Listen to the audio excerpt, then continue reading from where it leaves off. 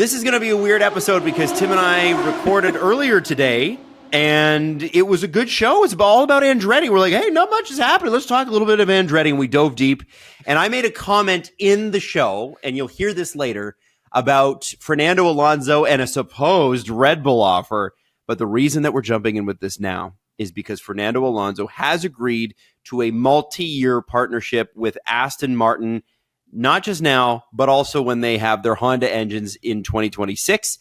And apparently, Tim, it goes beyond his career as a racing driver. So you just spoke to him. What do we know? Yeah, it's a multi-year deal, Adam, that, like you had said, takes us into 2026 when we have that new power units regulation change coming on board. It's I feel bad for Andretti, first of all, because the last time we were going to do an Andretti podcast, Lewis Hamilton decided Lewis Hamilton went Ferrari. Went to Ferrari. Yeah, that's right. That's true. Wow, you have a good memory. Holy smokes. Man. Yeah. And then, so apologies to the Andretti podcast. That will see the light of day, though. So anyways, okay, I digress. No, this is great, Adam. This is really good for Aston Martin. This is really good for Fernando Alonso. I had heard inklings about this as we were headed into the Japanese Grand Prix that he was looking for a multi-year deal with Aston Martin, and that something was close and was on the horizon. That's why whenever we talked about Fernando Alonso on the pod, I was always saying, hey, yeah, he wants to be Aston Martin. He wants to... So there you go. Oh no, you're muted. Yeah. Sorry, my mic muted. But yeah, I said don't listen too much to the rumors is what you were saying, right? Like, yeah, exactly. And you know what's funny about it, Tim, is you were so emphatic about it.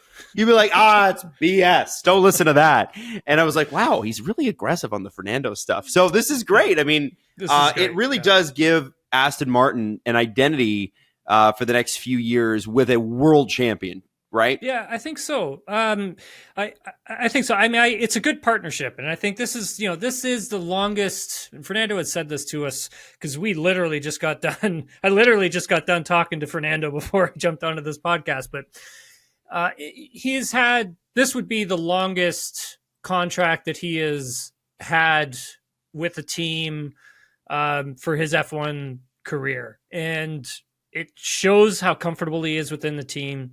It shows that he believes in the project. It shows that he thinks that they are going to be competitive. And he feels that time is coming soon. And I think it's interesting to note that, I'd asked him about Honda because his relationship with Honda in the past was a rocky one, considering with how things ended with himself, Honda, McLaren, and that whole saga. And he's been able to patch things up. They've been able to patch things up, I should say.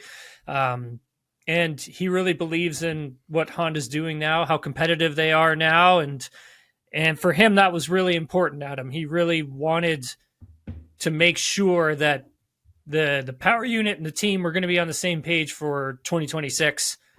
And by the sounds of it, they are. It sounds like Honda's, really should probably be competitive, very competitive in 2026, considering where they're leaving, right? They're leaving on being the fastest power unit in Formula One right now. When we get the regulation change, most likely a lot of that stuff will transfer over and they'll still be just as competitive, maybe even more so. We don't know. But he was very excited about that entire project when I spoke with him about it. So I thought that was really interesting when talking to him, Adam. Well, and what do you think that actually means? Like, what is tangible about that people can take away? I know that there was some talk about Lewis Hamilton wanting to be a Mercedes ambassador after his contract was up with them, and ultimately they didn't seem interested in signing an extension that led into his retirement because apparently it was going to be 5 to 10 years or a lifetime, or depending upon whatever reports you read. So the Ferrari thing became far more attractive to him because there's apparently some offers on the table for them. And that is interesting. For Fernando, yeah. I mean, he wasn't going to retire. Mm-hmm. You know, he wasn't just going to see this year through and then just retire from racing altogether. He still has other interests. He still wants to race in Dakar. He still has his eyes set on endurance racing. Who knows? Maybe possibly IndyCar one day. Maybe who knows? But for him, he liked the Valkyrie project that Aston Martin's got going on. The endurance stuff that they've got going on that side now and at Aston Martin, and that's something that also really much, very much intrigues him. I think for a big thing about Fernando was the fact that when when we met with him pre Bahrain, he was in a space where he wasn't sure if he wanted to continue with Formula One because of the size of the calendar. He had readjusted how he trains. He readjusted how he takes care of his body. He readjusted, what he ate so he could recover fast enough. And he wasn't too sure about the travel because there was just so much of it. So he wasn't sure if like the passion, the desire for Formula One racing was still going to be there once he got into it. But he had said once he had navigated the first 3 to 4 races, and I'm paraphrasing here, that was essentially the sign that said, yes, I still want to do this. I still love it. I still am extremely passionate about Formula One. I eat, sleep, breathe it still. This traveling, which was one of the harsher legs on the calendar, he's like, I feel really good after it. Let's continue going down this road. And he did have conversations with other teams, Adam. Do you know who those teams were? He didn't mention who they were, but I mean, I'm sure we can all assume. But at the end, Mercedes has to be in there, right? I would think so, but who knows really? But I think at the end of the day, Adam, those talks weren't serious talks. Like I don't know if he felt that he was being treated as seriously maybe as he should be, or maybe those teams were just looking for 1-year deals and then that was it. I've heard other things about other teams wanting to give a driver a 1-year deal, and maybe they want something that's a little more longer term. But Fernando, he wanted something that was going to be a little bit more longer term and have some other benefits on the other side of it as well. And he should. I mean, he's an incredible racing driver. He deserves everything that comes to him because he's like a legend. And so outside of that, though, Adam, I mean, like it was important for him to get this deal done early, so I think he could feel secure at the rest of the season and didn't have to answer any more questions about where you're going to be racing next year, et cetera, et cetera. Well, and Tim, I think it's Aston Martin itself, the Lawrence Stroll led group that has taken this team essentially out of receivership, and they're turning it into one of the premier places to race in all of racing. That gigantic brand new factory coming online.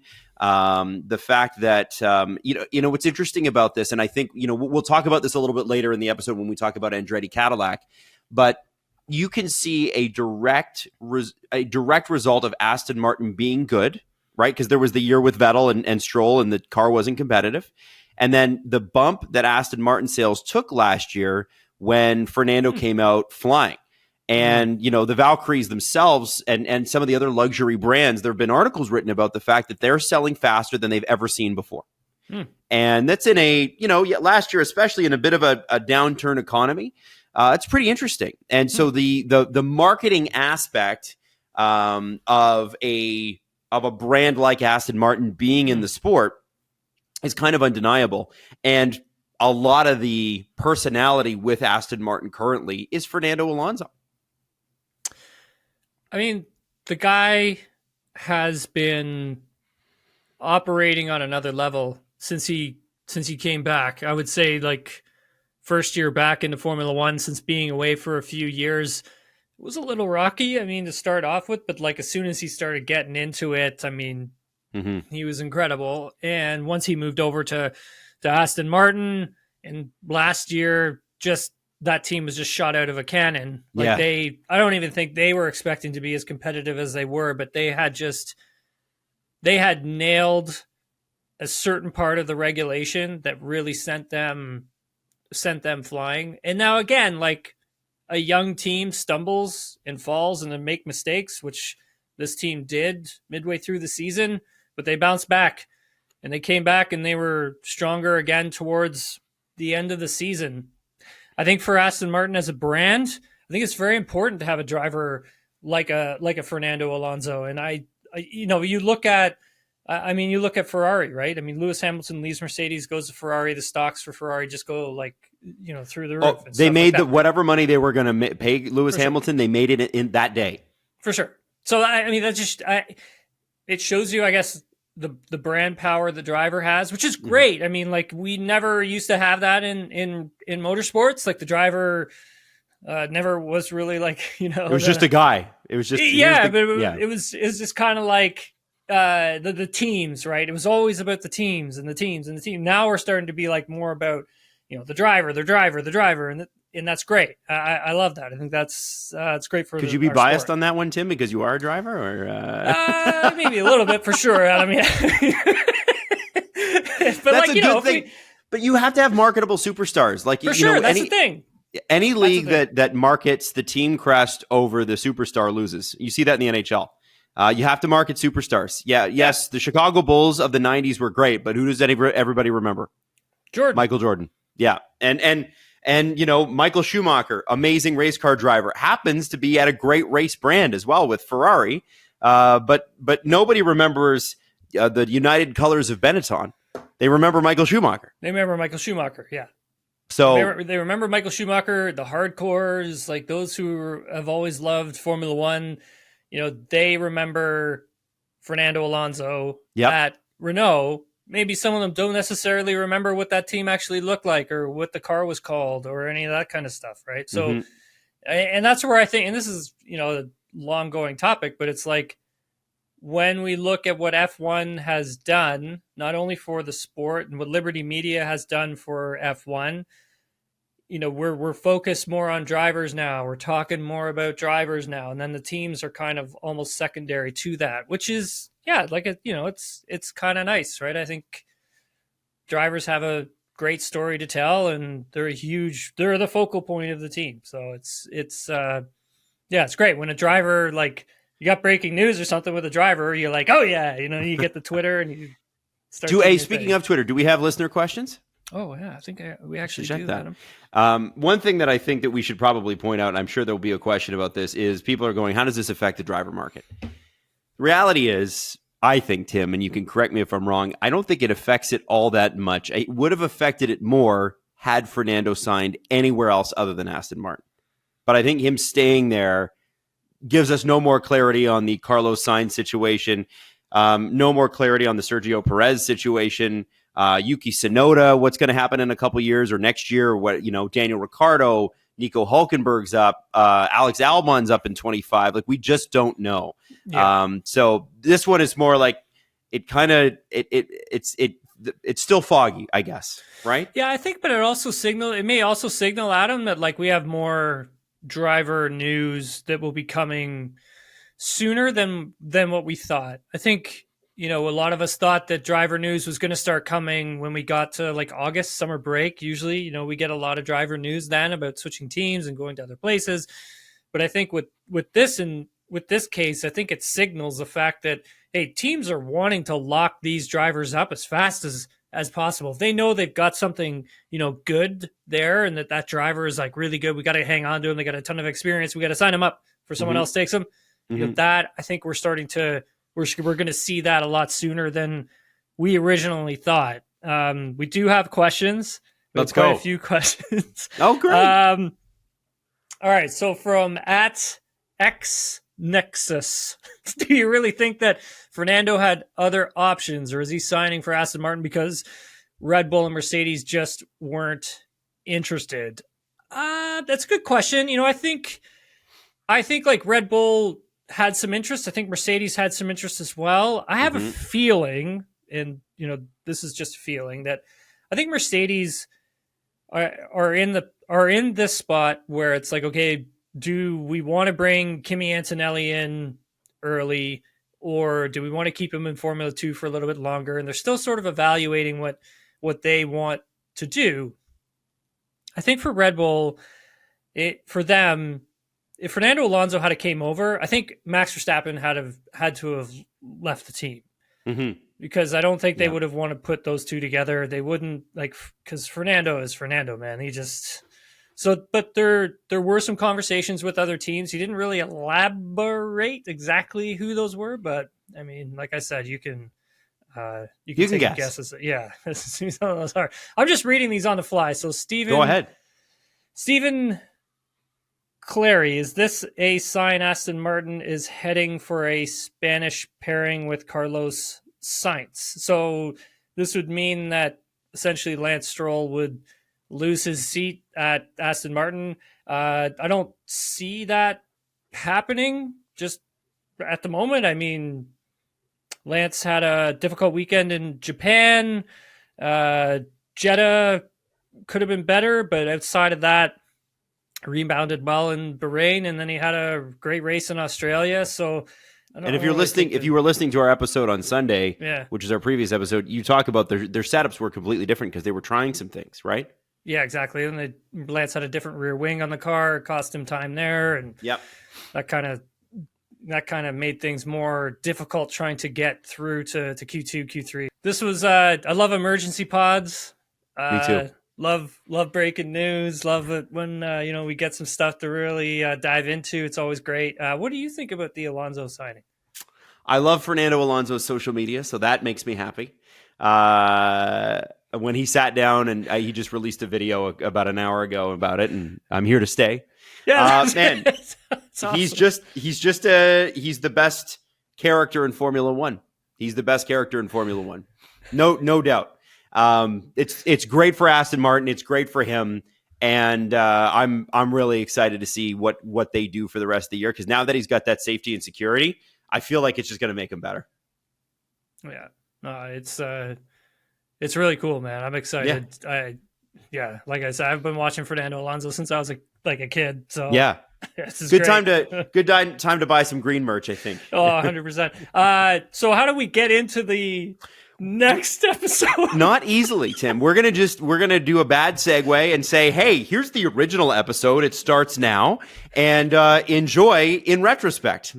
It's a rainy day, kind of reminds you of at any time F1 rolls through Spa in Toronto, and Tim's fire alarm is being tested as we record this podcast. So, Tim, was it your fault? Are you the reason? No, I mean, this is the second time, Adam, that we've done a podcast in the last 7 days that the fire alarm has gone off. Because I remember, last week we had to cut it short. Yep. because my fire alarm started going off because the city of Toronto wants to test it. So here we are. They're testing the entire facility, and it may go off. So listeners, viewers, I'm very sorry. Well, you know what, Tim? It's great that we had the news that we had yesterday because it's been a pretty quiet week after Suzuka. We did our race recap, but I'm kind of looking at the headlines and not seeing much except for you're not seeing much salacious headlines, Adam. Well, this is what I do. I bring gossip to the show and you slap it down. This is what we do. I don't know. Did you see the thing this morning? Did you see the thing this morning about Aston Martin waiting on Fernando Alonso's offer from Red Bull? Did you see that one? I don't even have time. You don't even have time. You're not even going to make. So you're saying that what you're saying is Red Bull has offered Fernando Alonso a contract. Is that what you're saying? No, it's like we discussed on Sunday, right? I think for Alonso, Verstappen, it can't be at Red Bull. And I think for Fernando, he wants something that's a little more longer term. And Aston Martin want him; they want to keep him. So there you go. It's a perfect fit, and he shouldn't go. No, but the big news yesterday was the official opening of the Andretti Racing facilities. It's Silverstone Park, as you told me before the show here. And I think some people probably looking at that had questions, and not because it's not great news. It is great news. Number one, though, they were denied entry to the sport. Yep. Number two, Andretti Mario Andretti did have a Formula One championship, but they're known for North American racing more than European racing, especially of late, with the IndyCar connections and NASCAR and everything else that they've been involved in. So why open a facility in Silverstone? Well, I mean, like Michael keeps telling me, it's all plans are go. So Okay. here we go. Right. So, I mean, it all comes back to when, FIA obviously granting them approval to take part in Formula One and be on the grid. It all comes down to FOM, the commercial rights holder of Formula One, and what is their deal? What does it look like? We've spoken on the show in the past, and you can go back to January and have a listen to those or watch them. And, a big part of it obviously is, that anti-dilution fee and the amount of money that teams are not wanting to part with, obviously, right? Splitting up that pie of constructors standing on the financial side. And I can understand that because the sport is in a bigger place. The sport has way more eyeballs on it than it ever has. You're selling out like Grand Prix after Grand Prix after Grand Prix, and it's healthy. And so the teams are now financially stable thanks to the budget cap, and they are now profitable thanks to the budget cap. And then they're making money off of the constructor standings, which is big time money, right? You're talking about splitting up over $1 billion between 10 teams. I didn't realize it was that much. Oh, yeah, it's a ton of money for these teams, right? And so they don't want to water that down. And I get that for sure. And so you and I have talked about the anti-dilution fee, and I think that's probably the best part to start before we get deeper into the Andretti conversation of what they're doing now and full steam ahead, et cetera, et cetera. But, the anti-dilution fee at the moment is set at $200 million. And this was brought about during the pandemic when the teams signed off on the Concord Agreement. The Concord Agreement keeps everybody together in Formula One under the same roof, under the same rules, et cetera, et cetera. And I think, Adam, when we look at other teams, and the Seattle Kraken is one that's one that comes up quite a bit. Even Toto Wolff made mention of it at the British Seattle Grand Prix Kraken. Last July, because they were essentially the next expansion team to take part in a major North American sport. And how much their sort of anti-dilution fee was. I believe what was it? It was like over 650 million. Yeah, I was going to say 75 to 50. Okay, so there you go, right? So F1 is like, okay, well, this is what's going on here and in other sports. And you look at like what the NFL's doing, and F1's not putting itself on the same sort of pedestal as the NFL. But when they take a look at the landscape and they're like, well, we're worth way more than that. And a new team that's coming in should have to pay something similar or more. Our teams are now worth in the billions. So this only makes more sense for us to get more money. And so this Concord Agreement, well, it ends at the end of 2025, and they have to renegotiate a new one. And in that comes the conversation of an anti-dilution fund. If another team gets added to the grid, what's it going to have to pay for that anti-dilution fee? And I think this is where a lot of this kind of comes in, where they're not really wanting Andretti to come in, and the teams are a little hesitant because of that. That's what it kind of looks like. And the FIA is not really, the F1's really not talking much about Andretti anymore after what had gone down yesterday. There are still some conversations happening between the Andrettis and F1 and FOM and stuff like that behind the scenes, which is good. It's just part of what they had put out back, I believe it was January 31st, when the statement from F1 came out, basically denying Andretti Global from participating in Formula One. I think, when how do I want to word this so it's understandable? It's such a complex conversation.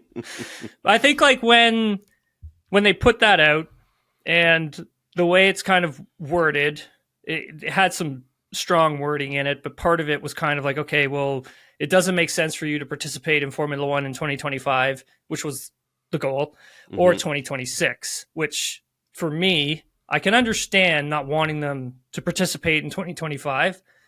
I don't, however, understand or agree with 2026. because you've got a full-on regulation change. You've got a full-on power unit change. So if you're going to spend money to develop a 2025 car, which is going to be totally different to the 2026 car, then I understand sort of saving them from themselves. Sure. But what I don't understand, Adam, is why not allow them to come in 2026, do that deal with Renault or Alpine for their engines for a few years. And as Michael said the other day, Cadillac, GM, they're building an engine for 2028. They've signed off on that. Right. So you see what I'm saying? How that part of it just doesn't make sense. And then if you take a look at like anti-dilution fee, the Concord Agreement, when all of those things sort of switch over, I mean, Tim, what doesn't make sense to me is why doesn't Formula One, and FIA has already signed off on this, as you mentioned, why don't the Formula One teams just put a dollar amount on it and we could be done with this? Like, just put a dollar amount on it.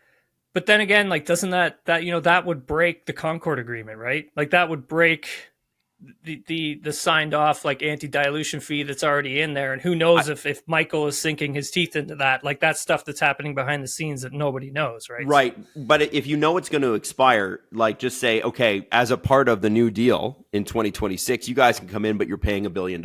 Yeah, I think that's a great idea. I think that's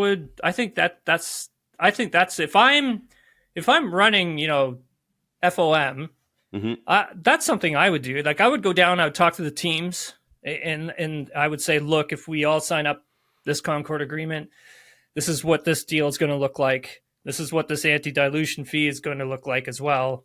And then propose that and see what happens. The thing is that, like, Michael's full steam ahead on this. Well, of course he is. And I know that and I didn't know that this was widely reported, but they are going to enter Formula 3 and Formula 2 as well.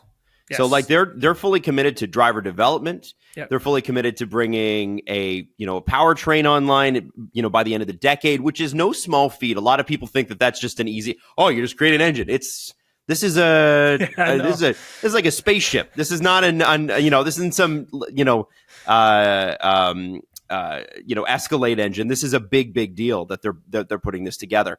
And obviously it's an incredible marketing deal to make Cadillac what it should be, which is a luxury brand that is a worldwide brand that competes with Mercedes, competes with Audi, competes with, on the lower end, Ferrari.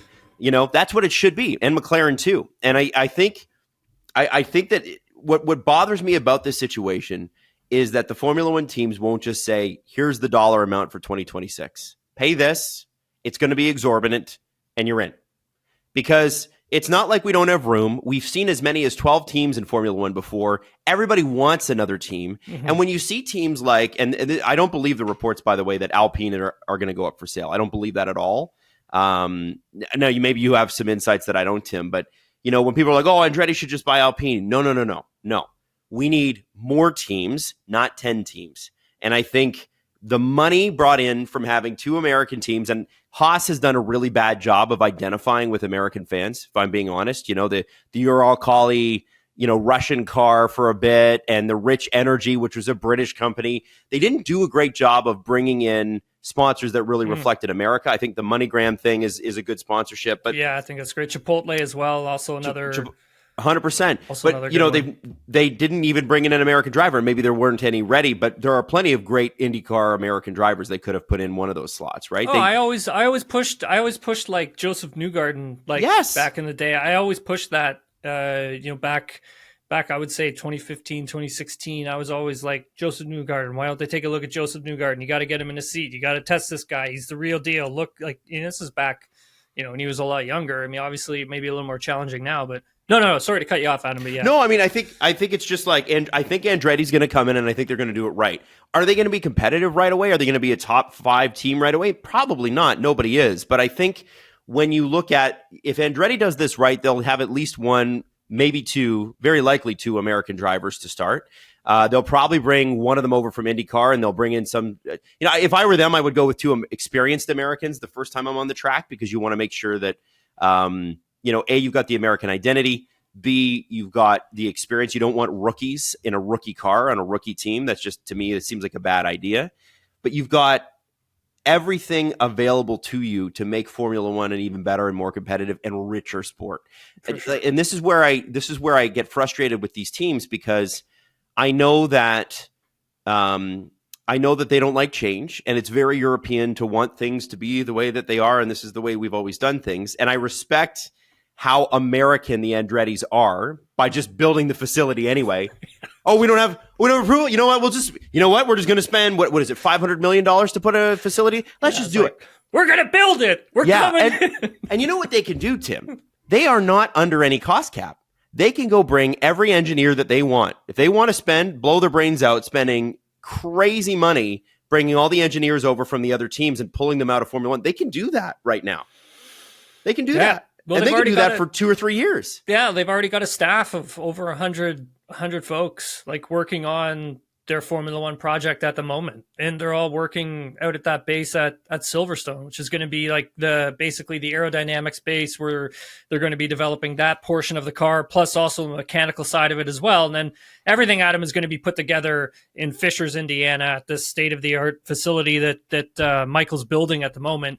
And that's the thing with Michael, right? He wants this to be a full American team in a fully built American race car, which is awesome. I think that's incredible. It's going to be extremely difficult when you start to break down like freight and how do you get parts places and like how do you bring upgrades and all that kind of stuff. That's obviously a challenge for further in the future, but I mean, I think, Adam, it's a cool initiative. The fans are on board. Fans want to see it. I do too. Like it would create more storylines for us, Adam. It would give drivers a better chance at cracking into F1.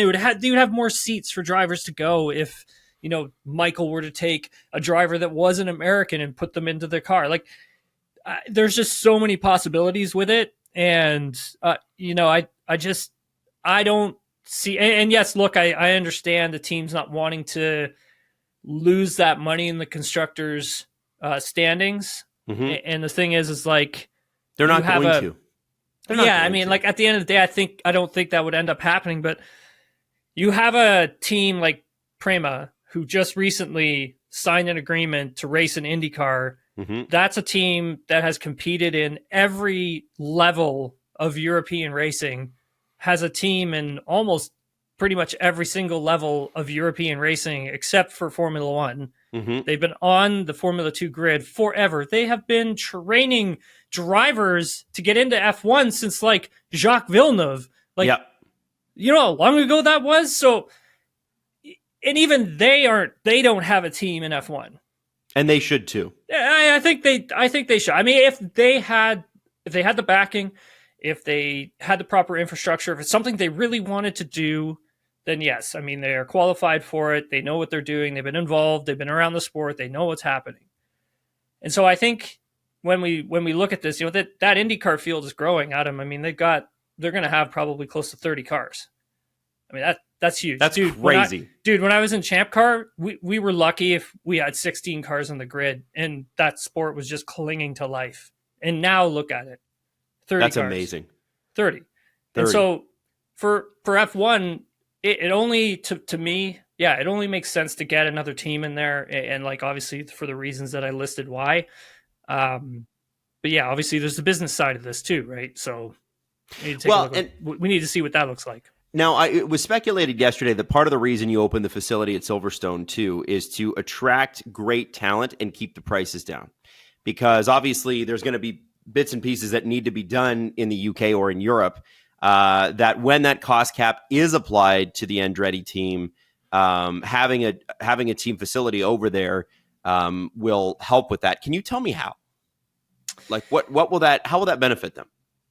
Like the facility itself, like having that, I think like that's a great question. And when I kind of look at all of it, I think a big part of it is just trying to recruit really good personnel from Formula One,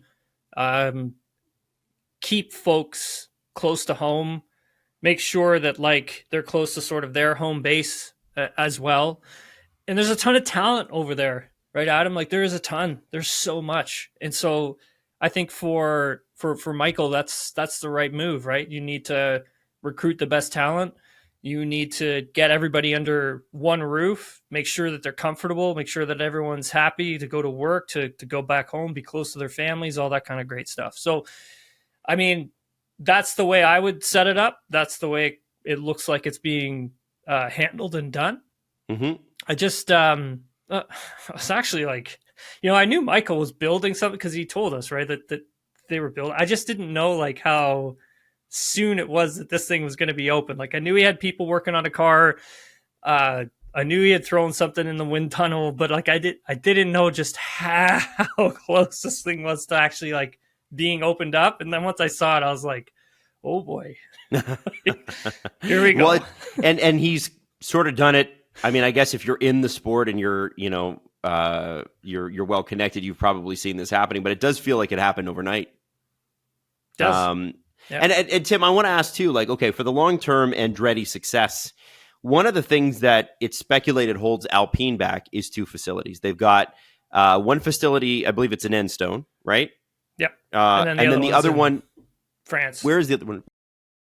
The engine portion of the Renault Alpine project is handled in France. And then the car building, concepts, design, implementation, that's all done in Enstone. That factory actually is a little bit too small. They are actually looking for something a little bit bigger. In the past, that's what they were trying to do. And I think with this day and age in F1, it's really hard to have things like separated. There goes my fire alarm. Apologies, everyone. But it's really hard to have things separated, right? Like you have to kind of have everything under one roof. And I think that's extremely important that you do because it helps speed everything up. Your program, it helps speed up getting the car developed and put together and get to a track. So when you have things located in different parts of the world, something similar to like Haas, like I think that situation is a little bit too fragmented. You have sort of three working bases in different parts of the world. You got one in Italy, you got one in the UK, you got one in the States, and it's a little too much, right? You don't have the proper infrastructure under one roof, and that's what's so important, right? Having everything under one roof. So how will Andretti figure that out? Yeah, Alpine that's the thing. They're a major manufacturer. Like they're no joke, right? They've won world championships. How will Andretti get over that? Yeah, I think that's going to be so tough. I mean, it's like I said a few minutes ago, like it's hard. How do you take things that are being, built over in the UK, different time zone, and then obviously transfer that data over to the US, another time zone, and then have things start to be worked out? How do you get the parts to the car in a quick fashion? I mean, if you take a look at what F1, some of the teams do now, when they have like a big upgrade, that doesn't really come to the car or get unleashed until they get to the European leg, right? They don't normally send huge upgrades to different parts of the world. I mean, I think like McLaren may have something for Miami. I mean, Aston Martin had something very big go to Japan, but if you look at Ferrari, I mean, they didn't really have anything, and they probably won't really have anything until they get to the European leg, maybe Imola, then they may unleash something. And that's the thing, right? You're saving on freight at that moment. You're allowing there to be more time to work out the kinks with the car or else your design. And so I think that's why that's just so important to make sure everything is under one roof. And that's one of the things with this Andretti project, when I take a look at it, I think that's going to be really, really tough for them to achieve, Adam. I think that's extreme. I think you need to either have everything built in the UK or you have everything done in the States, and then you bring those upgrades when you get to the North American leg of the Formula One calendar. Yeah, and Tim, I feel the same way. And I look at, and again, you're the expert. I'm just the guy watching, but it's sort of, it does feel like that is going to be a hurdle. And yes, okay, video conferencing is great. Like we're doing that essentially here, recording this show. For sure, but for sure. We're also not putting together the equivalent of a rocket ship, right?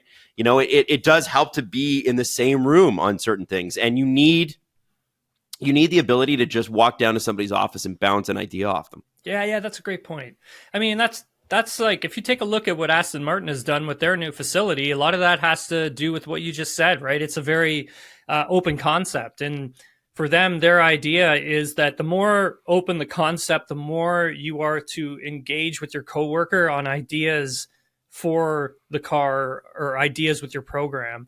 That I'm a big proponent of that. I think it's smart, and yeah, you make a great point, right? Like, so how is somebody who's working over in the UK going to be able to go down to John Smith's desk and start bouncing ideas off them? I mean, they're not. So that I think is also a bit of an issue. Yeah, it's going to be a fascinating few years in Formula One for that reason. Like, but what do you think, Adam? Like, what do you think about the whole project? Well, to me, it first off, I love Americans. My mom's an American, so I'm half American, and I love especially American business. I find in Canada and I find in Europe, it's like, do we want to make money or do we want to have a committee about it and whatever? Americans are like, oh, can we make money? Bang, bang, bang, bang, bang. Let's go. And you know, like that I really respect boldness. I really do. And it's and that is the American way. That's how they've built the country. That is the culture of the country.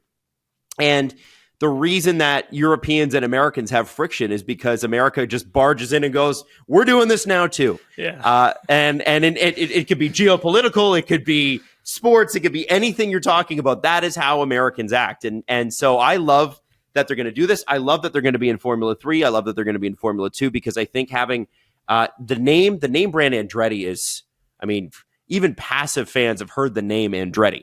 It doesn't matter if, you know, like my wife, who was not a huge Formula One fan before Drive to Survive, knew about the Andrettis anyway. It's just something that you learn, especially, you know, in North America.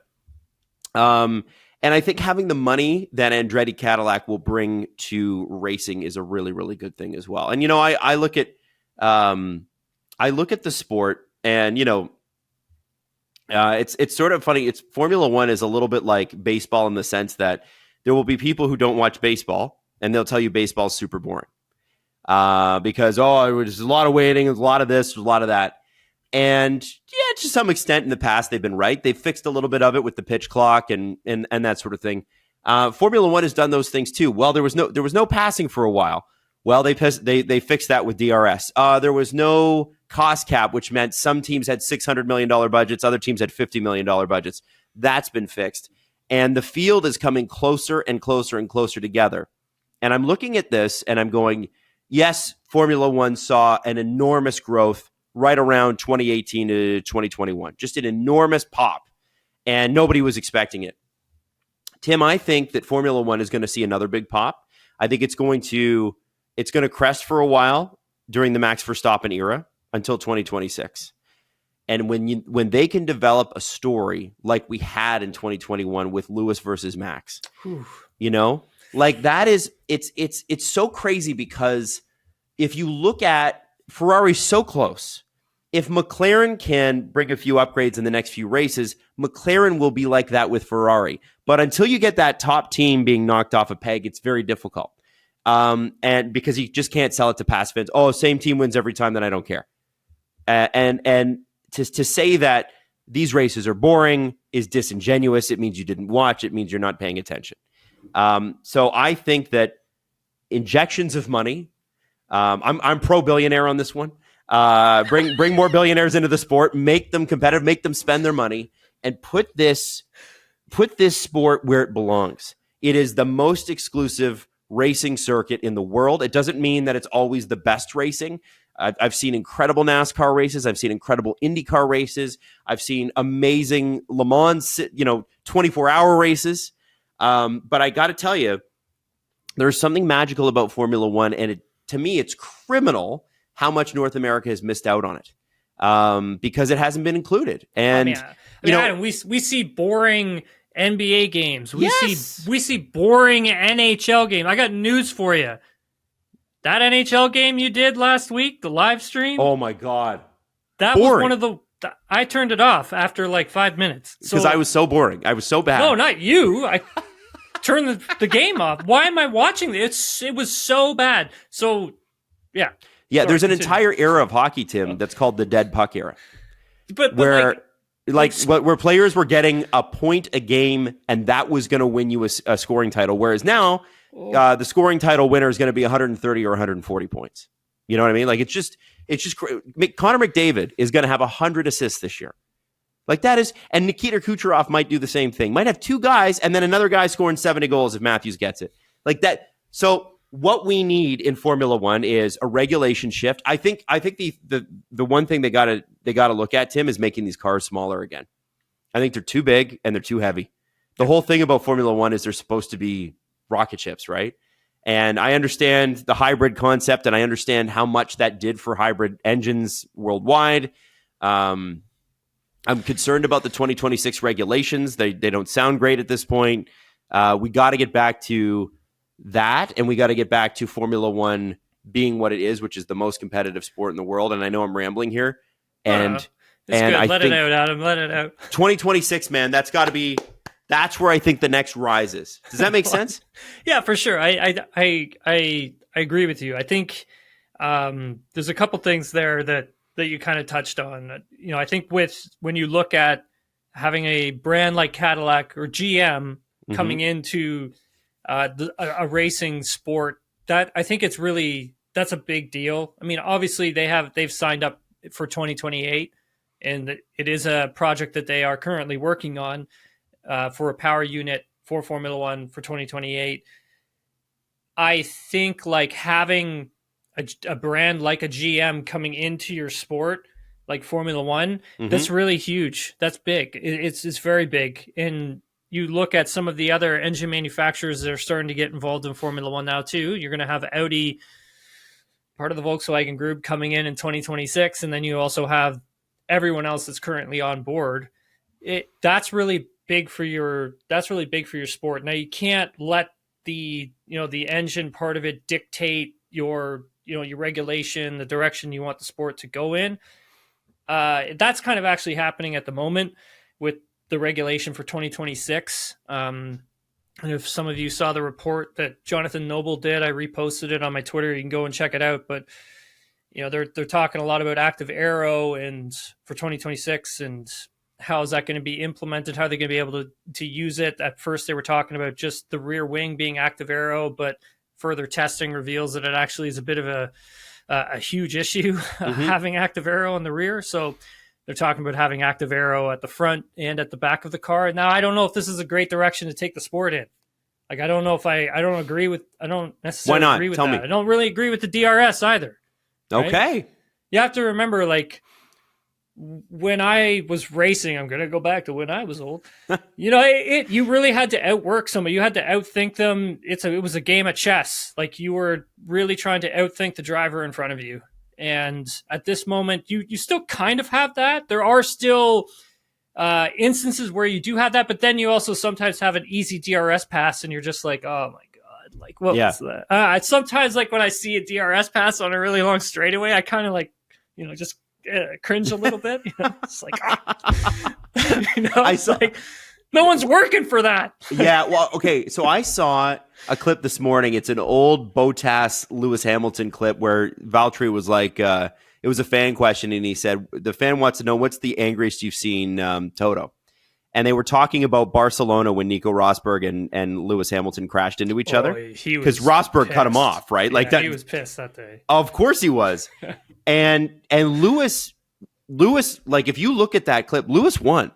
Like Lewis was gonna pass Rosberg. He got him on the exit. Well, Nico had the wrong setting on the steering wheel. Is that what happened? That's what happened. Like he had the car in the wrong setting to start the race. Oh no! And so that's how Lewis was able to get such an advantage.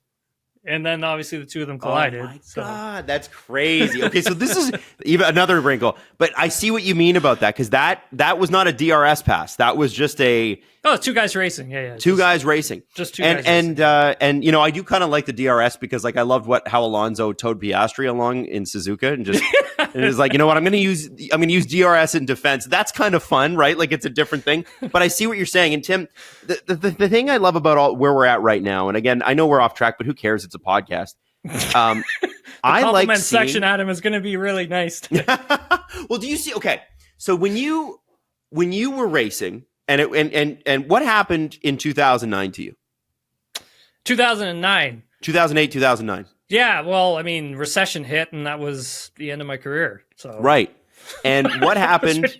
Well, and the reason for that is all the manufacturers pulled out of the sport, and all the sponsors did too. Yeah, that was sponsorship, and the manufacturers leaving the sport were pretty huge. I mean, it wasn't BMW, good. Toyota, Honda. I mean, all gone. Yeah, Ford. and then if you look at, like, I can't remember exactly what we did with when we were in Champ Car, but I think Cosworth was making the engine.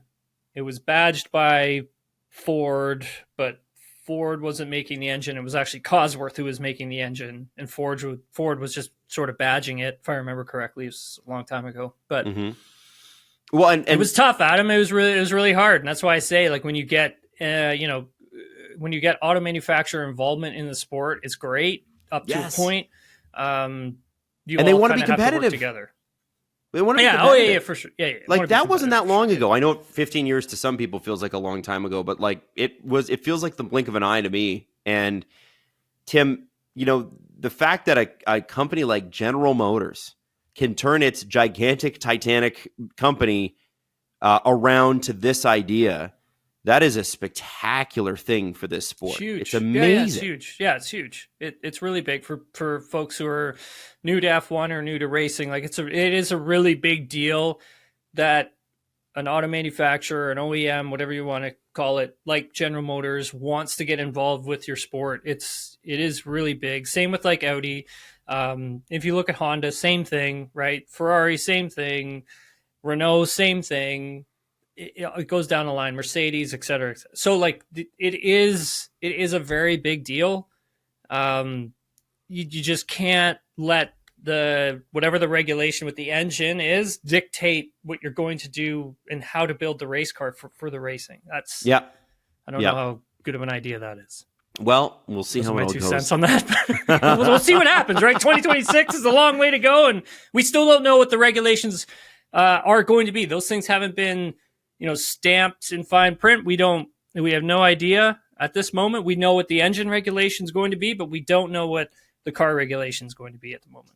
Yeah. So I think, long story short, this is all a really, really good thing. And I hope that one day we can get an Andretti Global ambassador on so we can talk to them about it directly. That'd be awesome. Yeah, I'm sure you I'll see what I can dig up, Adam. If you know anybody. But Tim, what do you got planned for this weekend? I obviously know that the Indy 500 tests were canceled today because of rain.